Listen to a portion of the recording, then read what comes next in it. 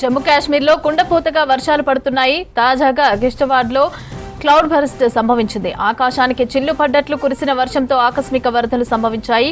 చాలా చోట్ల బురద, రాళ్లు రోడ్లపైకి చేరాయి. దీంతో పలు వాహనాలు బురద కింద చిక్కుకుపోయాయి. ప్రస్తుతం ఘటనా స్థలాల్లో సహాయక చర్యలు కొనసాగుతున్నాయి. ఆకస్మిక వరదలతో రోడ్లు బురదమయమయ్యాయి. భారీ వర్షాలకు కొండ చర్యలు విరిగిపడి అనేక ప్రాంతాల్లో రాకపోకలు నిలిచిపోయాయి.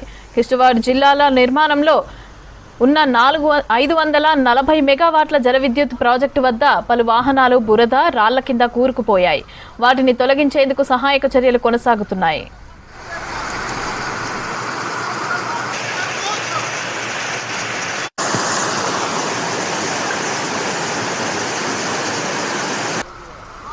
ఎడతెరిపి లేకుండా వర్షాలు కురుస్తూ ఉండటం వల్ల ప్రాజెక్టు సైట్కి వెళ్లే రహదారిపై భారీ పరిణామంలో కొండ చర్యలు విరిగిపడ్డాయని చెప్పారు అధికారులు. ఇక వాహనాలు, మిల్లులు, ఇతర యంత్రాలు బురద కింద కూరుకుపోయాయన్నారు. దాన్ని తొలగించి వాహనాలను బయటకు తీసేందుకు భారీ యంత్రాలతో రెస్క్యూ ఆపరేషన్ ప్రారంభించినట్లు తెలిపారు. ఎన్డీఆర్ఎఫ్, ఎస్డీఆర్ఎఫ్, ఆర్మీ సిబ్బంది, పోలీసులు ఈ ఆపరేషన్లో పాల్గొన్నారు. ప్రజలు, పర్యాటకులకు సహాయం అందించేందుకు కంట్రోల్ రూమ్, హెల్ప్ డెస్క్ ను ఏర్పాటు చేసినట్లు అధికారులు వెల్లడించారు. జమ్మూ కాశ్మీర్లో కుండపోతగా వర్షాలు పడుతున్నాయి. తాజాగా కిష్తవాడ్లో క్లౌడ్ బర్స్ట్ సంభవించింది. ఆకాశానికి చిల్లు పడ్డట్లు కురిసిన వర్షంతో ఆకస్మిక వరదలు సంభవించాయి. చాలా చోట్ల బురద, రాళ్లు రోడ్లపైకి చేరాయి. దీంతో పలు వాహనాలు బురద కింద చిక్కుకుపోయాయి. ప్రస్తుతం ఘటనా స్థలాల్లో సహాయక చర్యలు కొనసాగుతున్నాయి.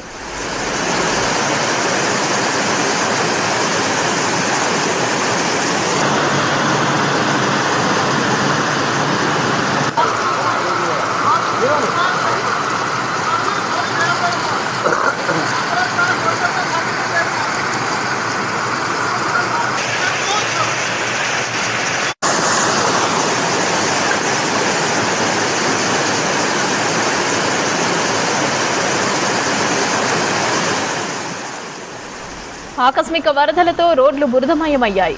భారీ వర్షాలకు కొండ చర్యలు విరిగిపడి అనేక ప్రాంతాల్లో రాకపోకలు నిలిచిపోయాయి.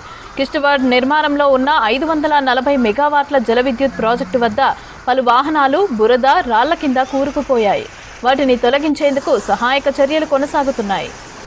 ఎడతెరిపి లేకుండా వర్షాలు కురుస్తూ ఉండటం వల్ల ప్రాజెక్టు సైట్కి వెళ్లే రహదారిపై భారీ పరిణామంలో కొండ చర్యలు విరిగిపడ్డాయని చెప్పారు అధికారులు. వాహనాలు, మిల్లులు, ఇతర యంత్రాలు బురద కింద కూరుకుపోయాయన్నారు. దాన్ని తొలగించి వాహనాలను బయటకు తీసేందుకు భారీ యంత్రాలతో రెస్క్యూ ఆపరేషన్ ప్రారంభించినట్లు తెలిపారు. ఎన్డీఆర్ఎఫ్, ఎస్డీఆర్ఎఫ్, ఆర్మీ సిబ్బంది, పోలీసులు ఈ ఆపరేషన్లో పాల్గొన్నారు. ప్రజలు, పర్యాటకులకు సహాయం అందించేందుకు కంట్రోల్ రూమ్, హెల్ప్ డెస్క్లను ఏర్పాటు చేసినట్లు అధికారులు వెల్లడించారు.